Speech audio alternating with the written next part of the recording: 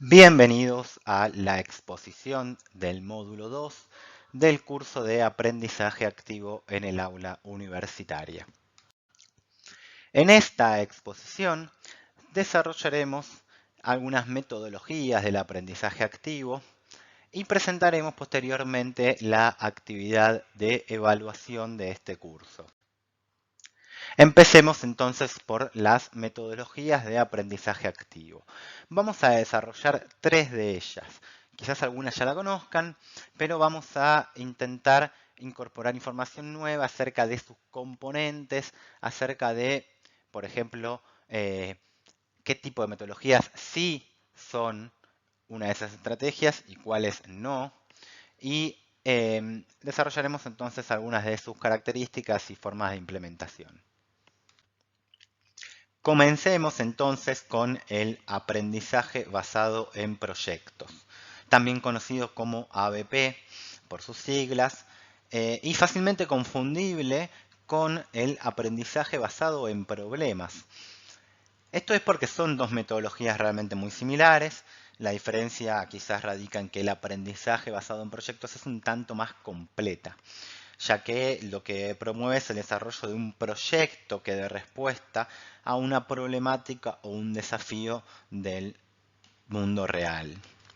Esto justamente es lo que le da al proyecto el carácter de motivador.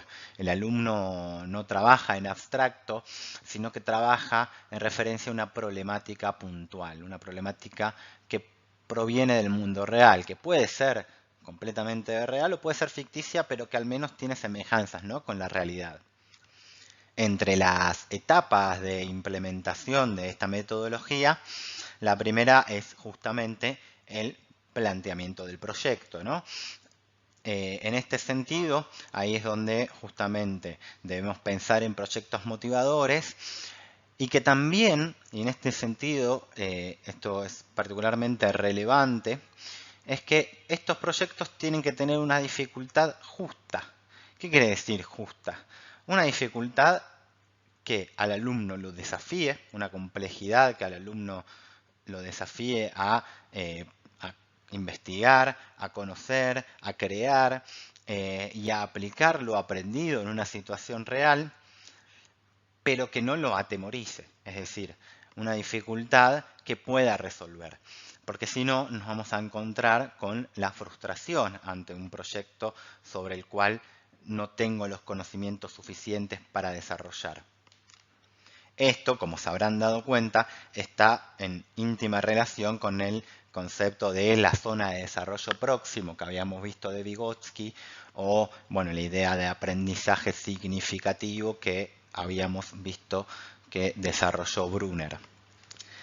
Estos proyectos, a su vez, deben centrarse en la aplicación de los conocimientos.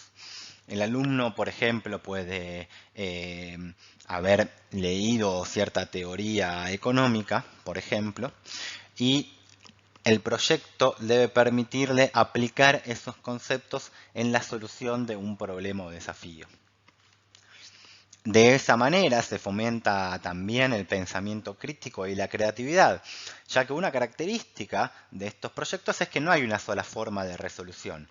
Cuando nosotros, por ejemplo, preguntamos al respecto de una teoría, y hacemos una pregunta teórica, digamos, generalmente la respuesta es una. Podrá variar un poco en su forma, en su estructura, pero una respuesta que es correcta y una respuesta que no, ¿no? Sin embargo, a la hora de implementar una metodología de aprendizaje basado en proyectos, las soluciones que puedan surgir, las respuestas que puedan surgir por parte de los estudiantes, obviamente van a ser variadas.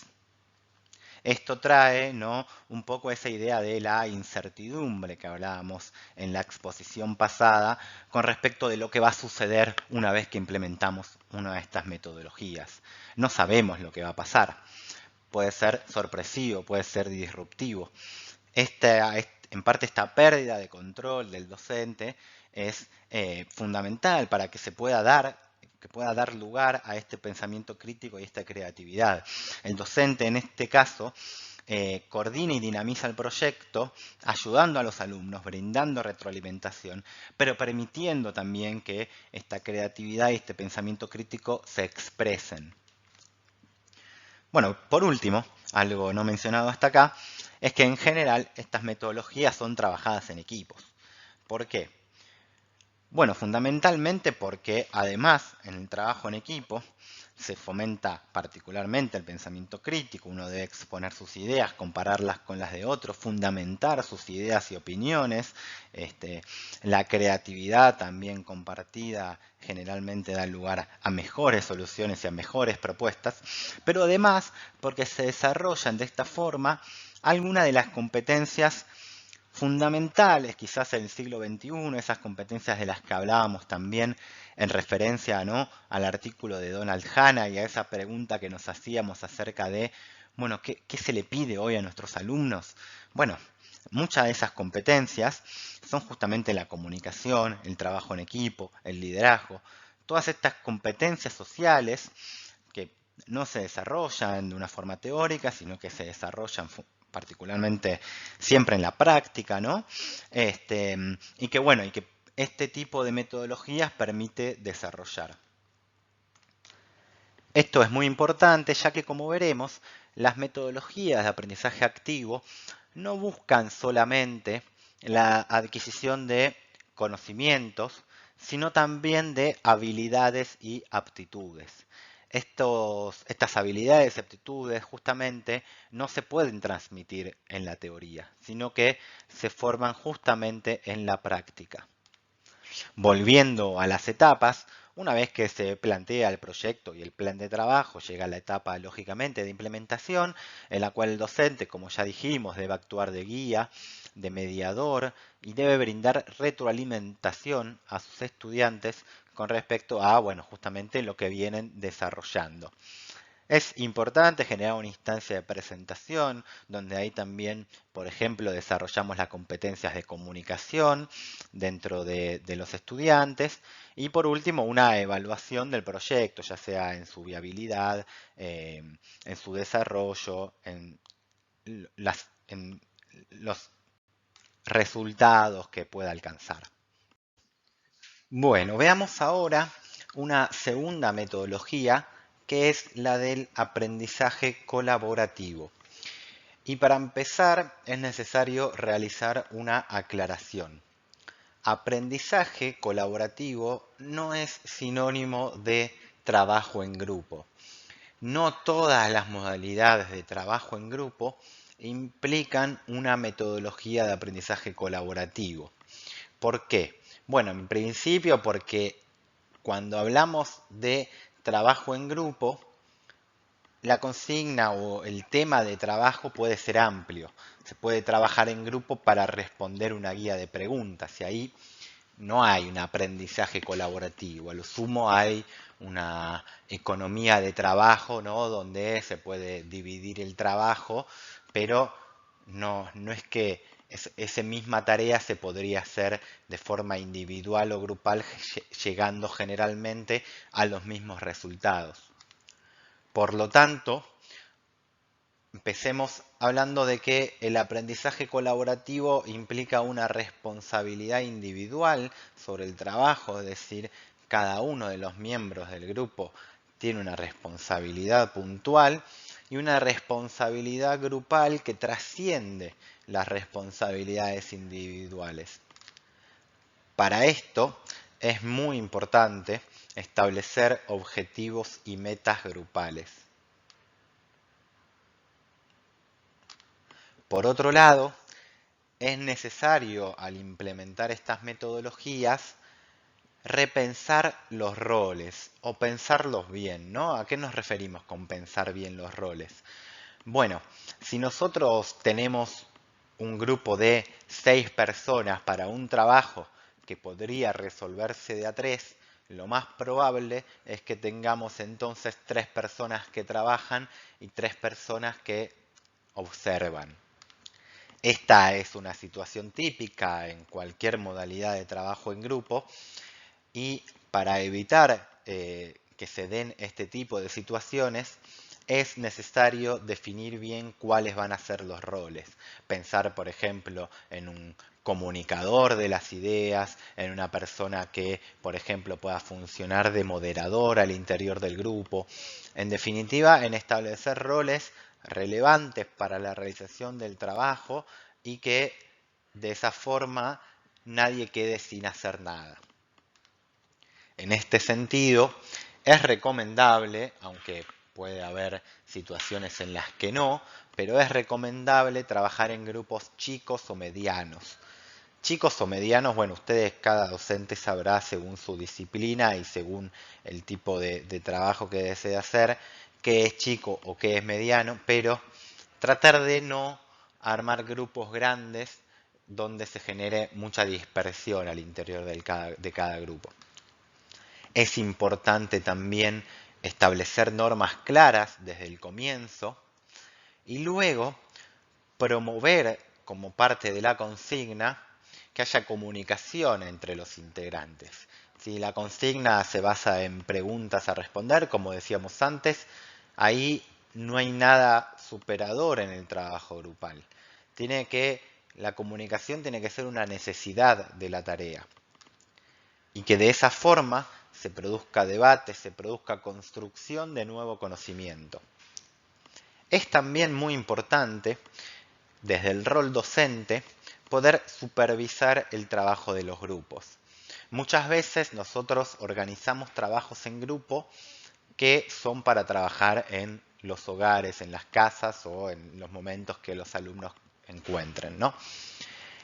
Eso puede ser parte de la estrategia, pero tenemos que tener un momento dentro de la clase donde podamos ver a los grupos trabajando.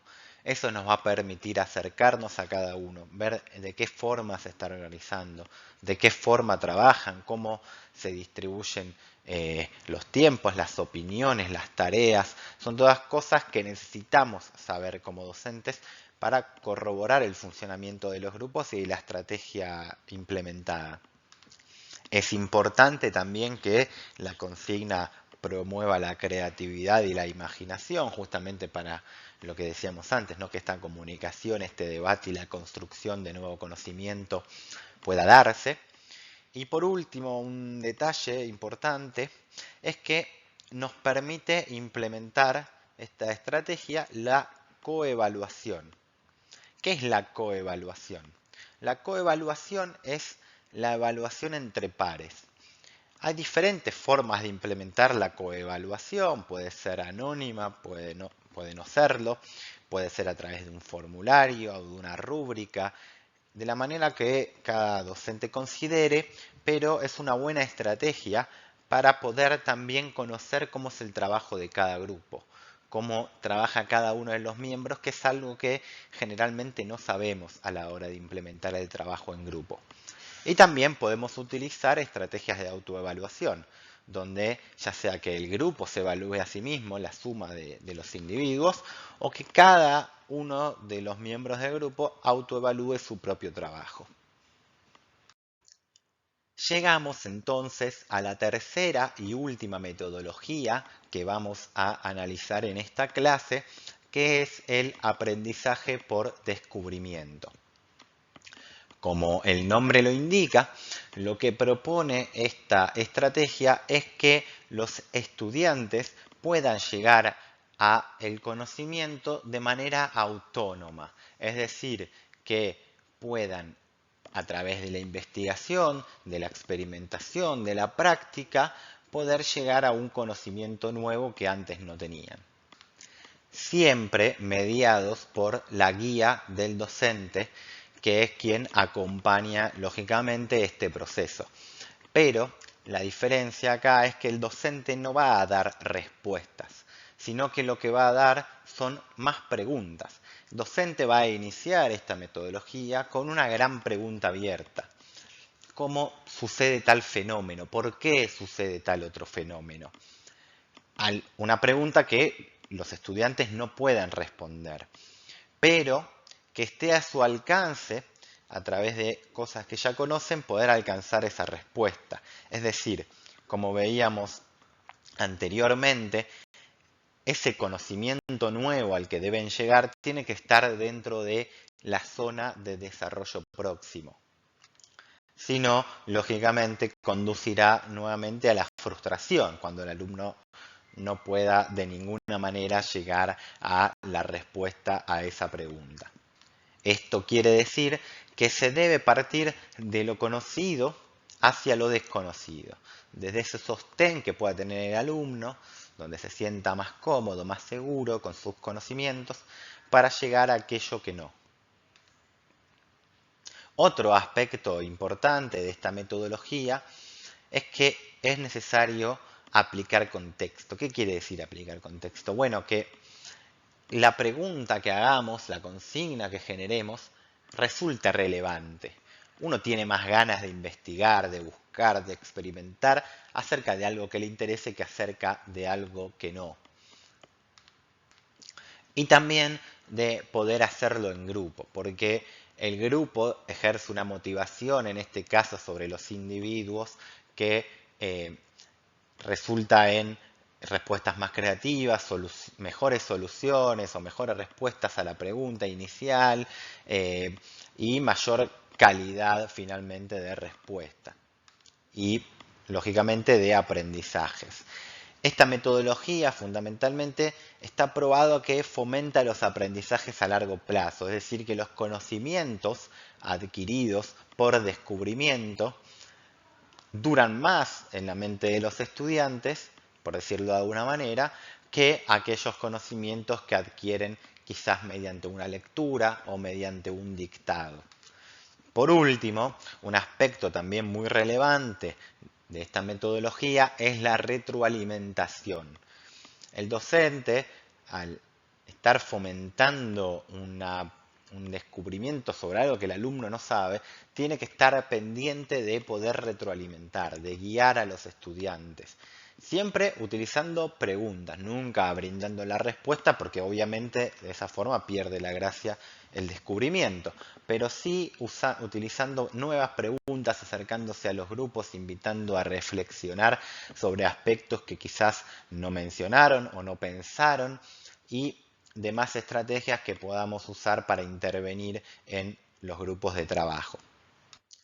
Bueno, luego de haber desarrollado estas metodologías, vamos a presentar lo que es la actividad evaluativa o la actividad de evaluación de este curso de aprendizaje activo en el aula universitaria.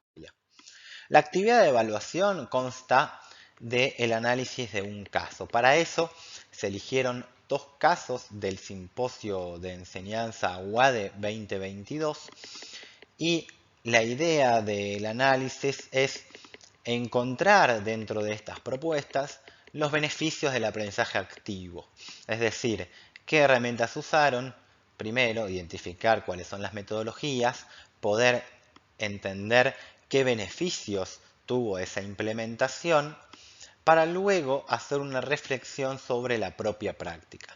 Y acá es donde se vuelve importante la reflexión que les habíamos pedido al finalizar el módulo anterior. Es decir, esa reflexión es un insumo para esta etapa de la actividad de evaluación.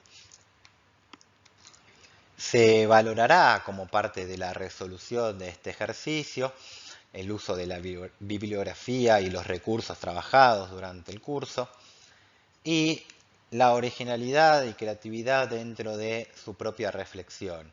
Esta reflexión debe permitirle elaborar ciertas conclusiones y encontrar oportunidades de mejora como docente dentro de su práctica en el aula. Esperamos que esta actividad resulte de interés y además redunde en una mejora de, ¿por qué no?, de sus clases y de las metodologías de enseñanza que utiliza cotidianamente. Bueno, llegamos entonces a la síntesis de esta clase en la cual trabajamos sobre 3 metodologías del aprendizaje activo, el aprendizaje basado en proyectos, el aprendizaje colaborativo y el aprendizaje por descubrimiento, y donde revisamos la consigna de trabajo y brindamos algunas líneas, ¿no?, para su desarrollo. Entre la bibliografía trabajada para este recurso, bueno, la usamos también para el módulo 1, el aprendizaje activo como mejora de las actitudes de los estudiantes hacia el aprendizaje. Muchas gracias por haber escuchado.